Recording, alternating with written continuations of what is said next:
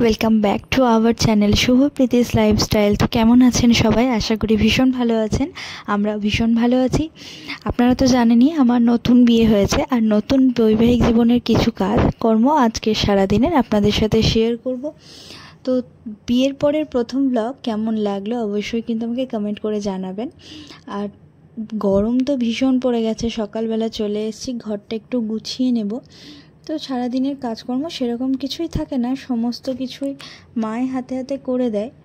তো আমি রুমটা একটু গুছিয়ে স্নান টান করে ঠাকুরকে একটু পুজো দেব, আর সেগুলোই আপনাদের সাথে শেয়ার করব।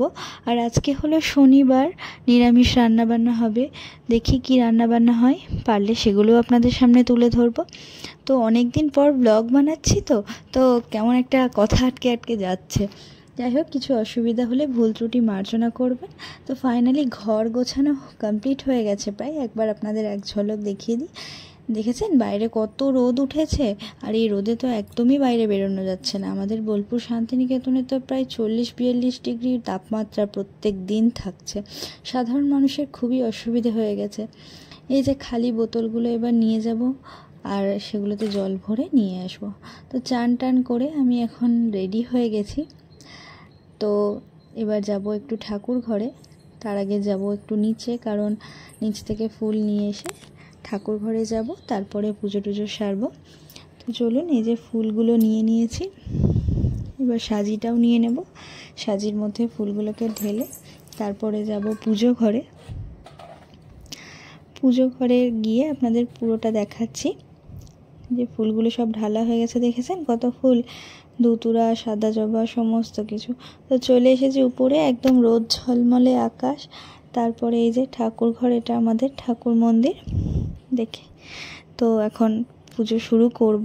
সব কিছু পরিষ্কার করে, মানে বাসি ফুল টুল সব কিছু সরিয়ে ঠাকুর ঘর পরিষ্কার করে ঠাকুরকে একটু ফল মিষ্টি দিয়ে তারপরে আবার নিচে চলে যাব।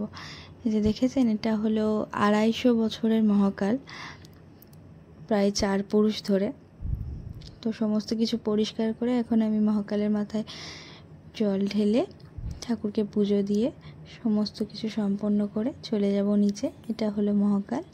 এখানে এই যে তারা মায়ের চরণ, এটা আমরা বিয়ের আগে যখন তারাপীঠ গেছিলাম সেখান থেকে নিয়ে এসেছিলাম। তো এবার নিচে যাব, নিচের ঠাকুরগুলোকেও একটু ফুল জল দেব। ফুল জল এখানে উজ্জয়নের মহাকাল, আর এটা হলেন বড় মা।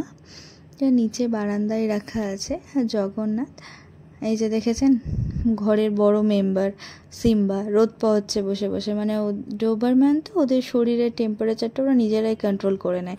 কখনো ঠান্ডায় খুব ঠান্ডা লাগলে আবার রোদের মধ্যেই শুয়ে পড়ে। আর মা এখানে কি রান্না বান্না করবে সেগুলো সব কাটছে। আর এখানে বাবা একটু বেরিয়েছিল, নিয়ে এসেছে একটু কালাকাঁদ আর একটু দই। আমাদের এখানে শ্রী দুর্গার দইটা না ভীষণ সুন্দর খেতে। তো তারপরে আমি এখানে অল্প টিফিনের জন্য মুড়ি মাখিয়েছি, মা আলু ভাজা বানিয়েছিল। আর দুপুরে রান্না বান্না যে আপনাদের বললামই, যেহেতু নিরামিষ, সেখানে পটল ভাজা হচ্ছে, পনিরের কিছু বানাবে হয়তো মা তরকারি, আর জানি না আপাতত। তো ফাইনালি দুপুরবেলার কোনো ভিডিও আপনাদের সাথে শেয়ার করা হয়নি। চলে এসেছি সোজা বিকালবেলা, একটু মেঘ মেঘ করেছে, ছাদে চলে এসেছি।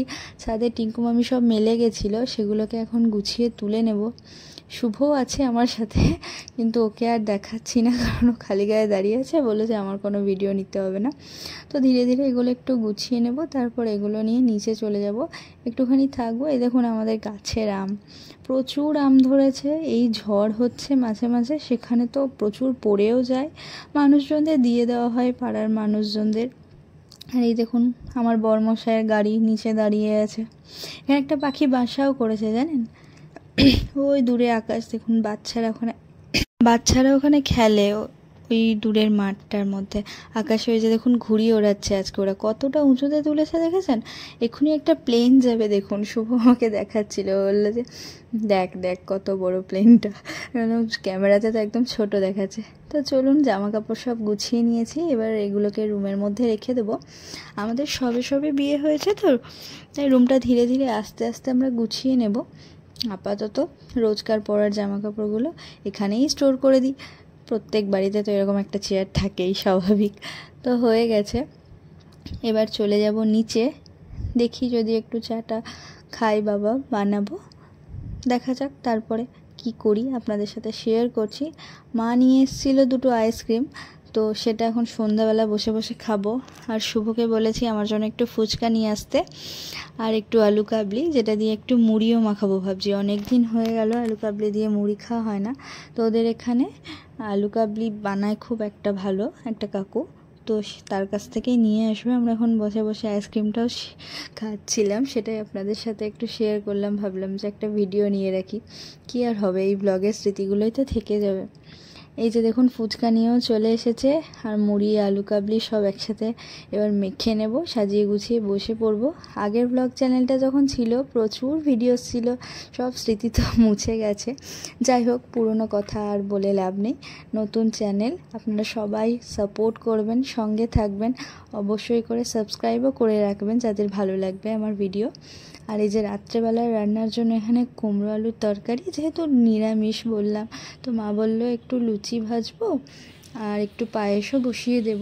তো কুমড়ো আলুর তরকারিটা হচ্ছে এখানে, টিঙ্কু মামি এখানে ময়দা সব মেখে ঘিটি দিয়ে বেলে দেবে, আমি লুচিটা ভেজে নেব।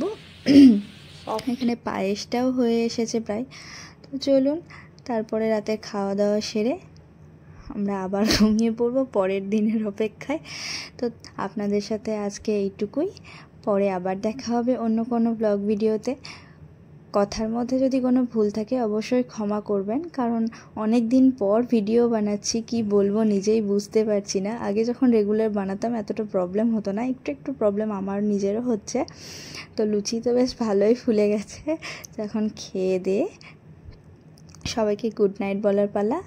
আপনারা সবাই ভালো থাকবেন, সুস্থ থাকবেন। দেখা হবে অন্য কোনো ভিডিওতে অন্য কোনো সময়। ততক্ষণের জন্য টাটা।